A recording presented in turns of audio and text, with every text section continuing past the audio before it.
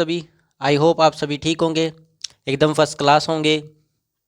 ठीक है, मैं हूं आपका प्यारा भाईजान, जो यहाँ पर आपकी केमिस्ट्री रिलेटेड हर प्रॉब्लम सॉल्व करने की कोशिश करता हूँ।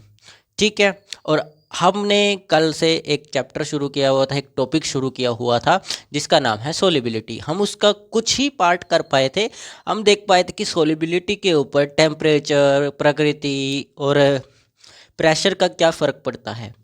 ठीक है, हमने ये देखा था। टेम्परेचर के अंदर हमने दो दो टाइप्स देखे थे, दो तरह के केस देखे थे। एक पहला केस क्या होता है, एक टेम्परेचर बढ़ा देते हैं तो सोलिबिलिटी का क्या होता है, और टेम्परेचर घटा देते हैं तो सोलिबिलिटी में क्या फ़र्क आता है।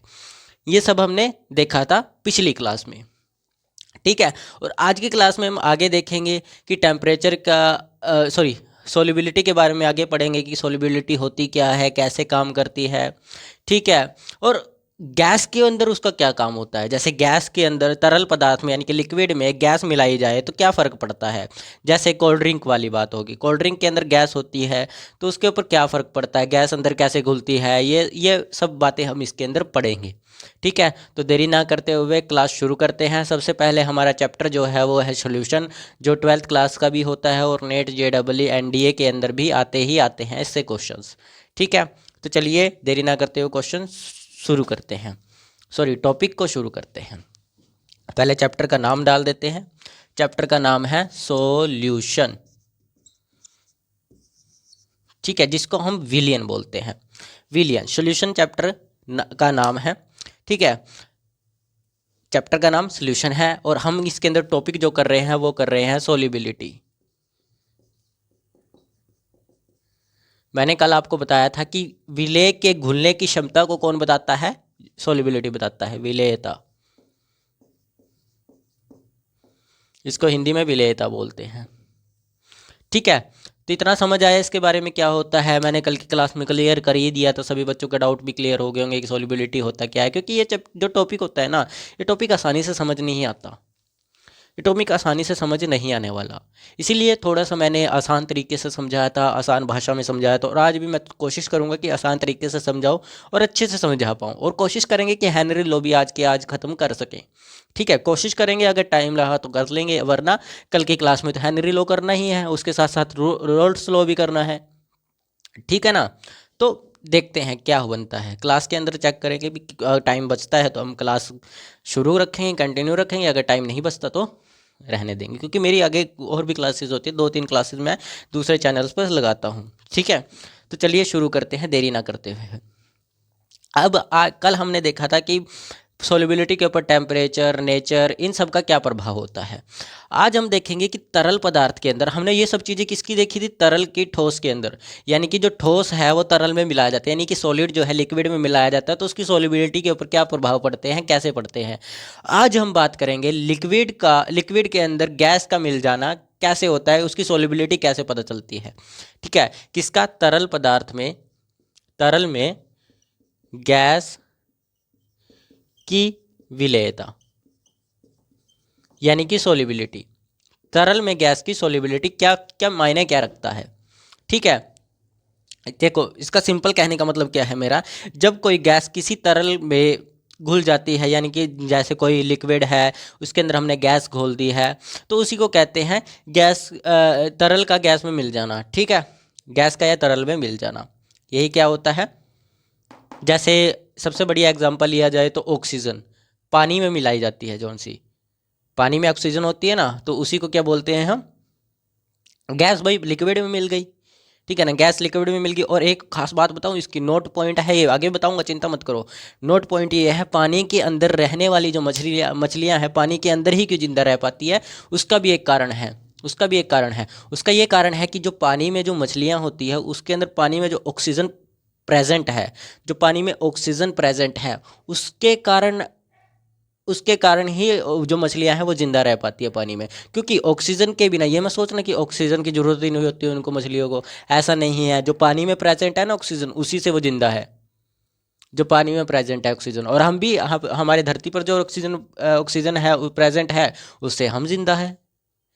ठीक है ना, जैसे हम वैसे वो, तो इसमें कोई फ़र्क नहीं होता। तभी भगवान ने उसको अलग बनाया, उसको चीज़ें अलग दी, ठीक है, और हमें अलग चीज़ें दी, ऐसा नहीं है। ठीक है, जो चीज़ उसको फ्री में मिली है वही चीज़ हमें फ्री में मिली है, क्योंकि उसको पानी में ऑक्सीजन मिली है, हमको धरती पर ऑक्सीजन मिली है। ठीक है, फ्री में मिलती है। अब पानी तो चलो, पानी भी पहले फ्री बह रहा था, लेकिन आजकल तो बिसलेरी की बोतलों में भर भर कर आता है पानी। ठीक है, पानी अब बिकता है 20-20 रुपये, 30-30 रुपये में बोतल। ठीक है, लेकिन ऑक्सीजन तो फ्री है, इसको कोई छीन सकता है? नहीं छीन सकता। तो ये सब चीज़ें होती हैं। ठीक है, पानी में ऑक्सीजन सबसे बढ़िया एग्जाम्पल है इस चीज़ का।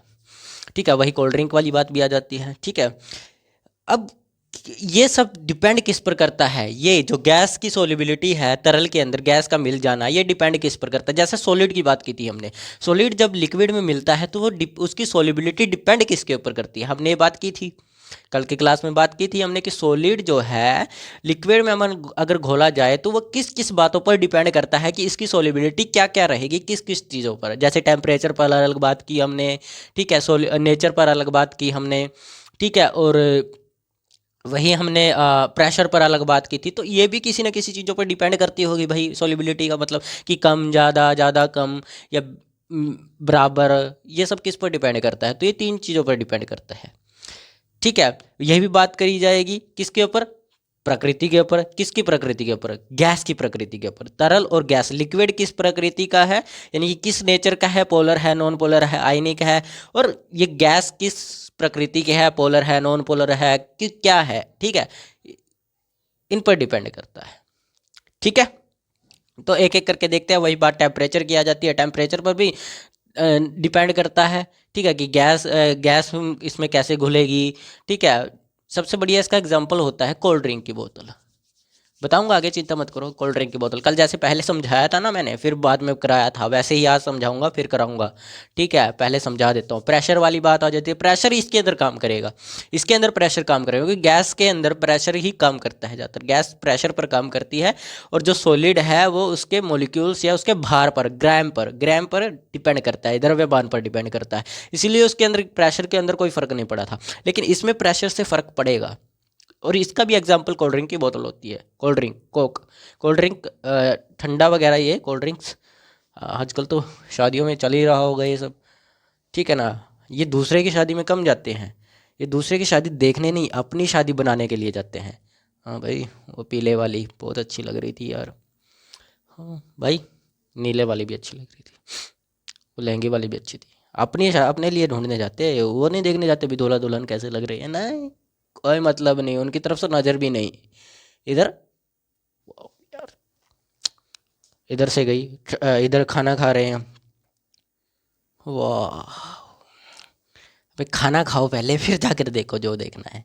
ठीक है होता है शादियों, ब्याह शादियों में तो आजकल ऐसे ही चल रहा है। ठीक है, उधर दूसरी शादी की तैयारी हो जाती है, एक ही शादी हो रही है पहले, उसमें दूसरी की तैयारी हो जाती है, होता है ना ऐसे ब्याह शादियों में। ठीक है, तो पढ़ने वाले बच्चे तो कम ही जाते हैं नहीं सर, पढ़ने वाले भी जाते हैं, ऐसा तो नहीं है, पढ़ने वालों को भी जाना चाहिए, जब तक कोई पढ़ने वाली मिल जाए। अब पढ़ने वाली तो नहीं मिलेगी बेटा, ये तो मैं गारंटी दे रहा हूँ, पढ़ने वाली तो नहीं मिलेगी। ठीक है, जो बाबू सोना करेगी सारा दिन फ़ोन पे, वो मिलेगी, जो तुम्हारी ज़िंदगी बर्बाद करेगी, लगी रहेगी फ़ोन पर। हाँ, मेरे बाबू ने खाना खाया, मर थोड़ी ना जाएगा बिना खाना खाए। ठीक है, जब देखते हैं, अब गैस जो है तरल पदार्थ में घुलेगी या नहीं घुलेगी, वो 3 चीज़ों पर डिपेंड करती है।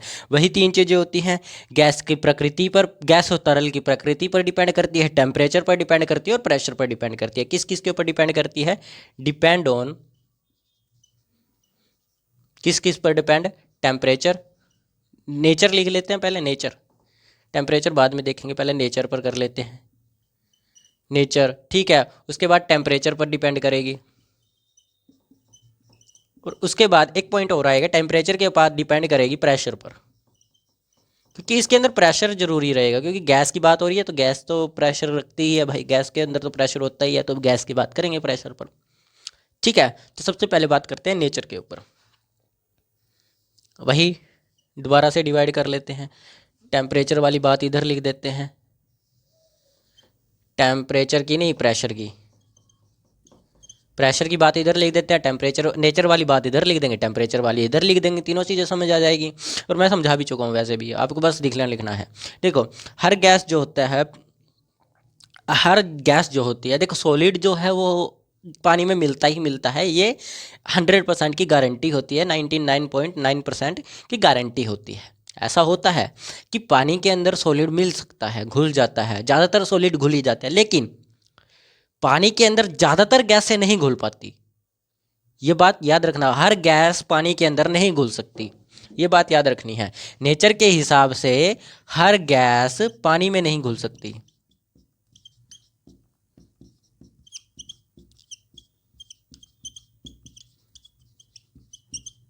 ठीक है, हर गैस नहीं घुल सकती पानी में। ठीक है, जैसे ऑक्सीजन, हाइड्रोजन, ये थोड़ी सी घुलती हैं। ऑक्सीजन हाइड्रोजन थोड़ी सी घुलेगी। कौन कौन सी? ऑक्सीजन और हाइड्रोजन थोड़ी सी घुलेगी। ठीक है, ज़्यादा नहीं घुलेगी, ये भी थोड़ी सी घुलेगी। लेकिन कुछ गैसें आती हैं जो ऐसी होती हैं जो ज़्यादा घुल जाती हैं। कुछ गैसें कैसी होती है जो ज़्यादा घुल जाती है, जैसे NH3, HCl, ये बहुत ज़्यादा घुलती हैं। यानी कि ऑक्सीजन को अगर आपको पानी में मिलाना है तो कम मात्रा चाहिए ऑक्सीजन की। ठीक है, हाइड्रोजन की भी कम मात्रा चाहिए। लेकिन अगर NH3 यानी कि अमोनिया आपको घोलना है ना पानी में, अमोनियम गैस जो घोलनी है पानी में, तो उसकी मात्रा बहुत ज़्यादा चाहिए, बहुत ज़्यादा। जहाँ 1 चम्मच ऑक्सीजन घुल सकती है, 1 चम्मच के हिसाब से बता रहा हूँ, वैसे होता तो है नहीं, चम्मच में मापा तो जाता नहीं, फिर भी चम्मच के हिसाब से बता देता हूँ। ठीक है, 1 चम्मच अगर आपने ऑक्सीजन घोली है ना, तो 10 चम्मच आपको क्या चाहिए होगी? NH3 चाहिए होगी पानी में घोलने के लिए। तो ऑक्सीजन कम घुलती है, कम ज़रूरत पड़ती है उसकी, कम कम ज़रूरत पड़ती है, यानी कि ज़्यादा घोलने की ज़रूरत नहीं है। लेकिन NH3 की मात्रा ज़्यादा चाहिए, क्वांटिटी में बहुत ज़्यादा चाहिए होगी NH3। तो ज़्यादा कौन सी होंगी? NH3, HCl, ये बहुत ज़्यादा घुलती हैं, बहुत ज़्यादा। ठीक है, बहुत ज़्यादा घुलती हैं ये वाली। समझ आया? और क्यों घुलती हैं? ठीक है, और क्यों घुलती है? मैंने इन्हीं का एग्जाम्पल क्यों दिया आपको? इनका एग्जाम्पल इसलिए दिया क्योंकि जो गैसें आसानी से बन सकती हैं वो गैसें आसानी से घुल भी जाती हैं। समझे? ये गैसें आसानी से बनाई जा सकती है। NH3 आसानी से बनाई जाएगी, HCl आसानी से। हाइड्रोजन ऑक्सीजन आसानी से नहीं बनती। हाइड्रोजन और ये ऑक्सीजन आसानी से नहीं बनती, ये गैसें आसानी से बन जाती हैं, इसलिए ये पानी में आसानी से घुल भी जाती हैं। ठीक है ना? और मैंने आपको कहा था ना, नोट करके एक बात लिखनी थी, नोट करके एक बात थी, मछलियाँ, मछलियाँ पानी के अंदर ना थोड़ी सी जो ऑक्सीजन घुली होती है ना, ये वाली H2O, ये वाली H2O, ये जो गैस, ये वाली ऑक्सीजन, ये जो थोड़ी सी ऑक्सीजन इसमें घुली होती है ना पानी के अंदर, उन्हीं उसी ऑक्सीजन के कारण मछलियाँ पानी में जिंदा रहती है। साइंटिफिक, समझे? ये साइंटिफिक ट्रूथ है कि जो ऑक्सीजन पानी में थोड़ी सी प्रेजेंट है उसी के कारण मछलियाँ जिंदा रहती हैं। आप लोग सोचते हैं यार इनको तो कुदरती शक्ति मिली हुई है, ये पानी में जिंदा रह सकती है। ऐसा थोड़ी है यार, ऑक्सीजन चाहिए उनको भी। लेकिन पानी में जो है ऑक्सीजन, जो ये ऑक्सीजन पानी में प्रेजेंट है ना, ये मछलियों को जीने के लिए चाहिए होती है, इसलिए मछलियाँ पानी में जी पाती हैं। और अब आप कहोगे सर हम भी तो पानी में अगर जाएं तो हम तो रह नहीं पाते, हमें भी ऑक्सीजन ही चाहिए होती है वैसे जीने के लिए, तो हम पानी में। अरे भाई वो पानी में मिक्स होती है ऑक्सीजन, गैस मिली होती है, वो क्या होती है? गैस प्रेजेंट होती है जो, वो पानी में मिली होती है। आप उसके अंदर गैस में जाओगे, पानी के अंदर जाओगे तो डूबोगे, उसमें पानी भी तो है, जो पानी है वो उसमें डूबोगे भी तो। आप पानी के लिए नहीं बने, उनका रहने का जो रवैया है वो हमेशा से वही है। आपका रहने का रवैया धरती पर है, पानी पर नहीं। ठीक है, समझे? यानी कि मछलियों का एक नोट पॉइंट लिख लो, ये क्वेश्चन पूछते हैं पेपर में, NDA वाले पेपर में भी पूछा गया है। नीट JEE का तो मेरे को आइडिया नहीं कि उसमें पूछा जाता है कि नहीं, वैसे तो नहीं पूछा जाएगा, उसमें नहीं पूछा जाएगा ये पॉइंट, लेकिन NDA के क्वेश्चन में ज़्यादा आता है ये। NDA में ज़्यादा पूछा जाता है कि मछलियाँ पानी में क्यों जिंदा रह पाती है, ये केमिस्ट्री में कई बार पूछा गया है। और कई बार क्या होता है उसमें ऑप्शन अलग अलग तरीके के दिए जाते हैं, O2, H2O के कारण। कई बार दो फेफड़ा बायोलॉजी भी इसमें थोड़ा डाल देते हैं, कई बार होता है, मैंने देखा है एक आधा क्वेश्चन, पर नीट JEE में नहीं पूछता इतना खास। ठीक है, तो मछलियाँ जो है वो पानी के अंदर जो प्रेजेंट ऑक्सीजन है उसके कारण जिंदा रहते हैं ज़्यादातर। ये बात याद रखनी है, ये बात दिमाग से कभी नहीं निकालनी। ठीक है, अब बात करते हैं तापमान पर। अब तापमान पर कैसे बात करोगे? देखो तापमान पर हमने पहले भी बात की थी, टेम्परेचर पर। ठीक है, टेम्परेचर पर हमने पहले भी बात कर चुके हैं, लेकिन वो सॉलिड के लिए बात की थी। जितना ज़्यादा सॉलिड आपने डाला उसमें, वो सारा का सारा घुल सकता है। अगर टेम्परेचर दे रहे हो वो घुलता जाएगा। जैसे चीनी डालते रहो डालते रहो डालते रहो और नीचे से आग चलाते रहो, हीट देते रहो, नीचे से अपने आप घुलता रहेगा यार, उसमें पानी में घुलता रहेगा ना। हीट देते रहो, होता रहेगा होता रहेगा होता रहेगा, हो जाएगा ना। ठीक है, तो मतलब क्या है, उसमें तो सॉलिड वाली बात में हमें समझ आ गया, लेकिन गैस में क्या होगा?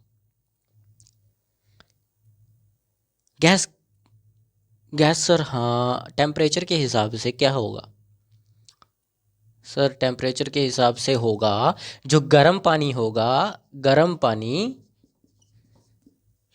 उसमें जो गैस है वो ज़्यादा घुलेगी। गर्म पानी में गैस ज़्यादा घुलेगी और ठंड और गर्म पानी में गैस ज़्यादा घुलेगी। ठीक है,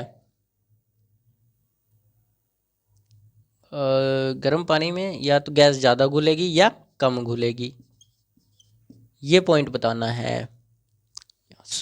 सॉरी बच्चों, थोड़ा कैमरा में प्रॉब्लम आ गई थी। देखो गर्म पानी के अंदर अब सवाल क्या आता है कि गर्म पानी में हमने बात की थी सॉलिड की बात। अगर गर्म चीज़ है, किसी की चीज़ को टेम्परेचर दे रहे हैं, जितना ज़्यादा सॉलिड डालोगे उतना घुल जाएगा आराम से, लेकिन ठंडे पानी में नहीं घुल पाता। ठीक है, वही बात आती है कि गर्म पानी के अंदर गैस ज़्यादा घुलेगी या कम घुलेगी, ये क्वेश्चन खड़ा हो जाता है हमारे पास आकर। ठीक है, तो मेरी बात याद रखना कभी भी। देखो गर्म पानी जो होगा उसके अंदर गैस बहुत कम घुलेगी, गर्म पानी के अंदर गैस बहुत कम घुलेगी। गर्म, ये वाला गर्म अलग है, ये गर्म अलग है सर, आपने क्या लिख दिया? देख लेना यार कौन सा सही होगा। गर्म पानी में गैस कम घुलेगी। ठीक है, गर्म पानी में गैस कम घुलेगी, लेकिन ठंडे पानी में गैस ज़्यादा घुलेगी। देखो एक बात मैं आपको एग्जांपल दे देता हूँ। कोल्ड ड्रिंक की बोतल देखी, कोल्ड ड्रिंक की बोतल जब वह गर्म होती है, गर्म कोल्ड ड्रिंक जो होती है उसके अंदर कम बुलबुले होते हैं और कम गैस निकलती है गर्म कोल्ड ड्रिंक में। गर्म कोल्ड ड्रिंक जो होती है, जो सी ठंडी नहीं होती ना ज़्यादा, यानी कि फ्रीजर वगैरह में नहीं रखी होती, बाहर रखी है। गर्मी में जैसे अब मान के चलो आपका जून का महीना चल रहा है, आपने गर्मी में बाहर कोल्ड ड्रिंक रख दी है, उसको आप खोलोगे ना, बिल्कुल भी रिएक्ट नहीं करेगी, बिल्कुल भी उसके अंदर गैस वगैरह नहीं होगी। ज़्यादा नहीं होगी, कम थोड़ी होगी, लेकिन होगी, प्रेजेंट होगी, लेकिन निकलेगी कम। लेकिन लेकिन इसकी अपेक्षा में आपने ठंडी कोल्ड ड्रिंक ली, उसमें बुलबुले ज़्यादा उठेंगे। बुलबुले ज़्यादा उठे मतलब गैस ज़्यादा प्रेजेंट है।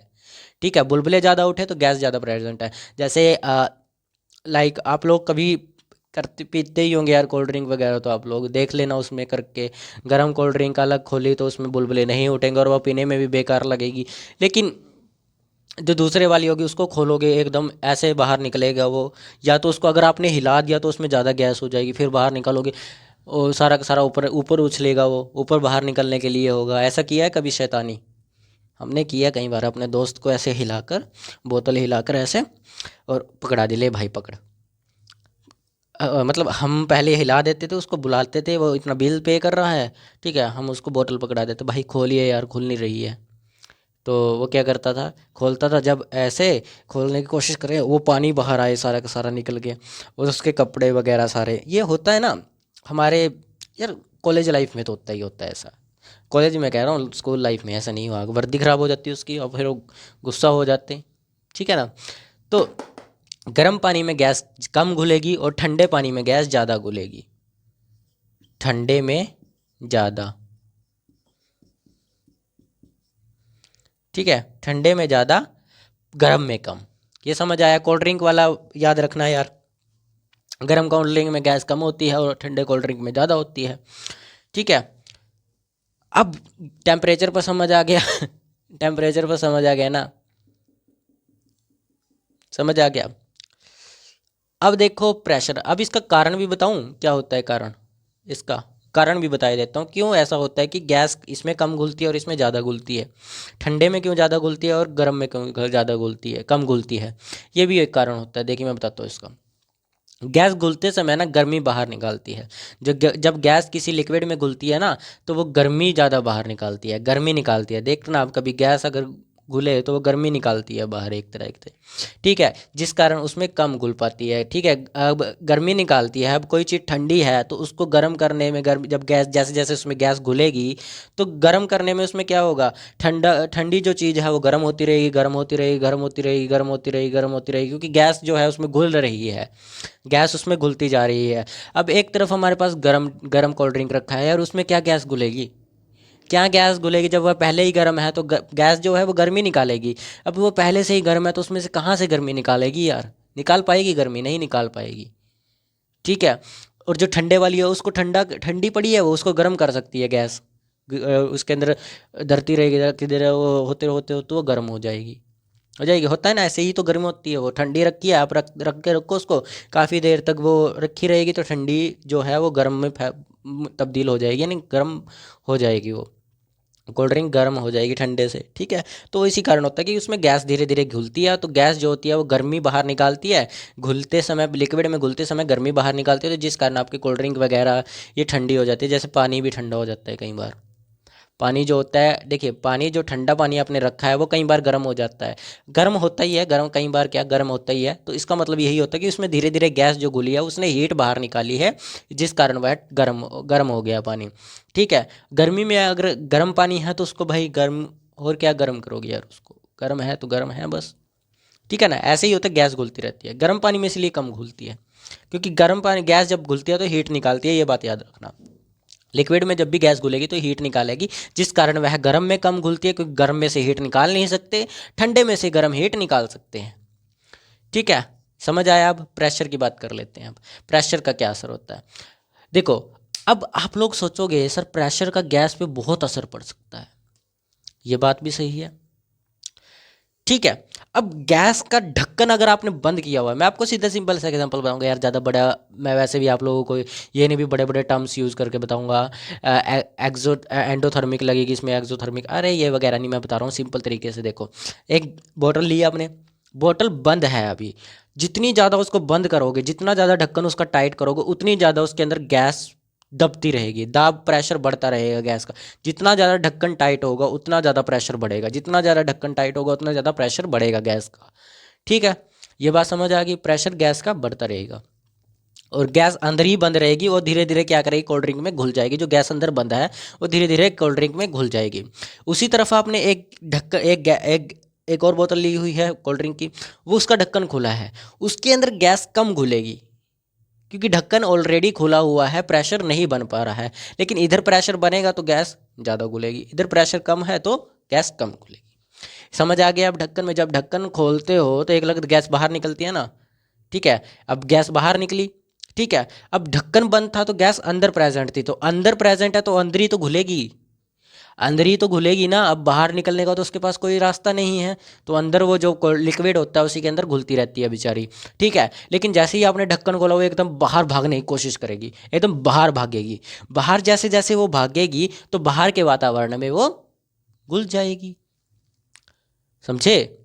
तो ये होता है, अगर गैस यानी कि प्रेशर ज़्यादा देंगे, यानी कि प्रेशर ज़्यादा होगा तो सॉल्युबिलिटी ज़्यादा होगी, ठीक है। अगर प्रेशर कम तो सॉल्युबिलिटी कम हो जाएगी। समझ आया, सिंपल सा तरीका था यार, क्या, ठीक है ना। और एक तरीका हो, एक बात और बन गई, यानी कि प्रेशर अगर ज़्यादा है, ठीक है, तो सॉल्युबिलिटी भी ज़्यादा होगी, लेकिन प्रेशर कम तो सॉल्युबिलिटी भी कम हो जाएगी। लेकिन इसमें ना पेपर में एक क्वेश्चन पूछता है, एनडीए वगैरह के क्वेश्चन पूछता है पेपर में, कि अगर प्रेशर, अगर हम किसी बोतल के अंदर प्रेशर बढ़ा दें, किसी बोतल लिक्विड के अंदर गैस का प्रेशर बढ़ा दें, ठीक है, प्रेशर बढ़ा दे, तो उसमें से गैस बाहर निकलेगी या अंदर जाएगी, बताओ। गैस बाहर निकलेगी या अंदर जाएगी, तो क्या प्रक्रिया होगी, उसमें ऑप्शन दे देगा वो, गैस बाहर निकलेगी, गैस अंदर निकलेगी, अंदर बाहर दोनों होगी, जीरो हो जाएगा, ठीक है। अब इनमें से क्या होगा बताओ, प्रेशर ज़्यादा दिया, अगर प्रेशर ज़्यादा दोगे तो गैस अंदर घुल जाएगी, ये बात याद रखना, प्रेशर ज़्यादा दोगे यानी कि ढक्कन जितना ज़्यादा टाइट करोगे उतनी ज़्यादा गैस अंदर भरेगी, ठीक है। यानी कि प्रेशर ज़्यादा तो गैस अंदर, ठीक है। लेकिन अगर प्रेशर कम तो गैस बाहर निकलेगी। बस सिंपल सा लॉजिक है, लॉजिकल चीज़ें हैं।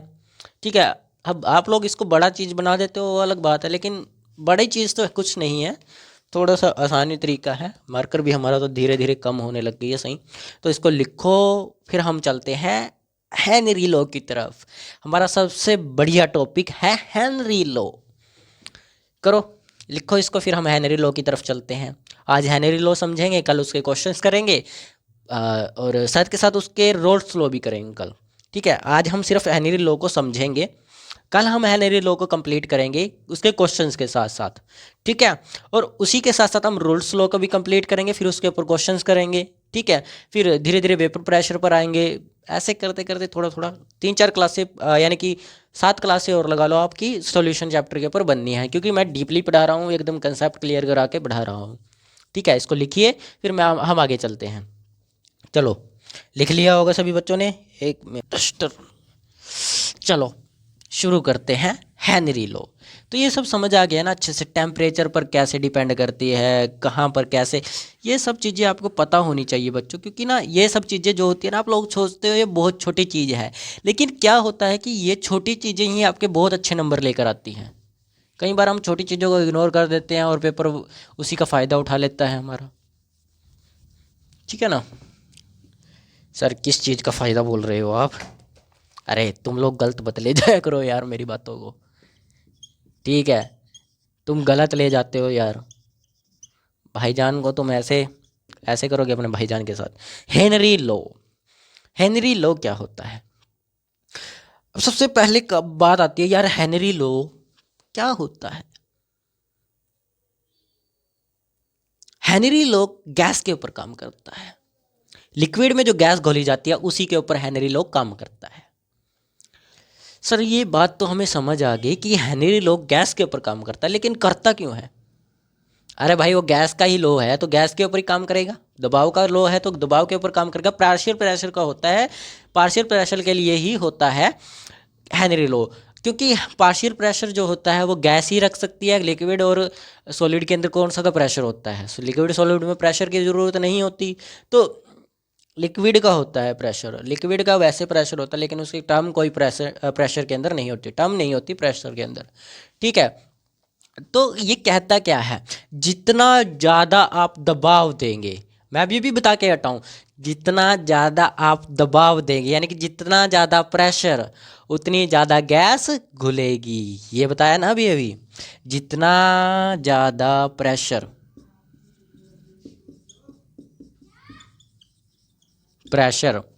उतनी गैस घुलेगी। ठीक है, उतनी गैस घुलेगी। ठीक है, ये अभी अभी बता के हटा हूं मैं, हेनरी नियम। ठीक है, अभी अभी बताया था मैंने थोड़ी देर पहले, गैस जब यहाँ प्रेशर के बारे में बताया था, तो जितना ज़्यादा आप प्रेशर दोगे उतनी ज़्यादा गैस लिक्विड के अंदर घुलती जाएगी। जितना ज़्यादा प्रेशर देते जाओगे गैस घुलती रहेगी, जितना ज़्यादा प्रेशर उतनी गैस घुलेगी, जितना प्रेशर उतनी गैस घुलेगी। ठीक है, इसका एक फॉर्मूला भी होता है, ये पार्शियल प्रेशर के लिए फॉर्मूला होता है इसका। इसका एक फॉर्मूला होता है, फॉर्मूला क्या होता है sir? P A is equal to K H into x.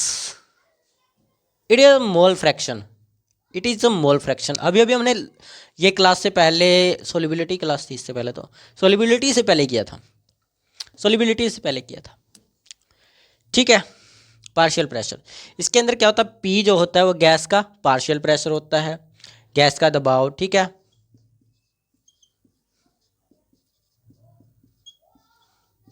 Hindi में दबाव बोलते हैं, दबाव लिख दिया सर आप भाईजान, क्या कर रहे हो आप? दबाव।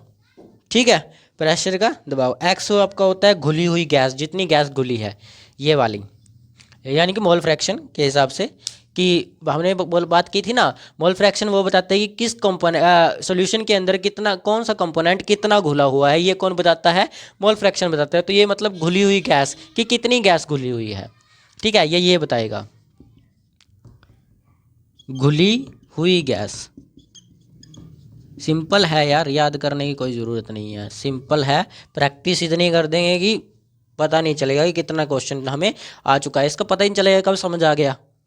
और समझ आएगा पेपर में, देखोगे यार ये तो बिल्कुल आसान सा टॉपिक था यार, हम इसको वैसे ही पहाड़ बनाकर बैठे हुए थे, इतना आसान टॉपिक, क्या करें। चलो समझ तो आया इतना, ये तो समझ आ गया होगा सभी बच्चों को। पी एक्स हो गया। अब के एच क्या होता है सर? भाईजान आपने के एच तो बताया ही नहीं, के एच क्या होता है? ये काहे काहे यहाँ पर लिखा हुआ है? के एच क्या होता है? ये पता क्या बताता है? ये बताता है कि गैस किस नेचर की है, गैस का स्वभाव कैसा है, गैस का नेचर, गैस किस स्वभाव की है। तो ये आपका हेनरी लो होता है, हेनरी लो। ठीक है, अब देखते हैं कि ये यूज़ कहाँ कहाँ होता है। अब इसकी ज़रूरत कहाँ कहाँ पड़ने वाली है, हमें ज़रूरत कहाँ पड़ेगी इसकी? ज़्यादातर इसकी ज़रूरत आपको पड़ेगी जहाँ पर सोडा बोतल का क्वेश्चन आ जाए कि इसमें प्रेशर कितना होगा, ये सब सोडा बोतल का क्वेश्चन आ जाए।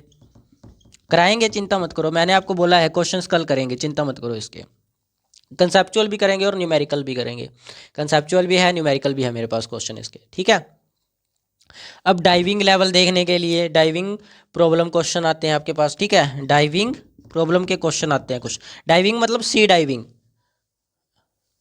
Sea diving. ठीक है, सी डाइविंग के प्रॉब्लम्स आती हैं, उनके अंदर यूज़ होता है हेनरी लो का।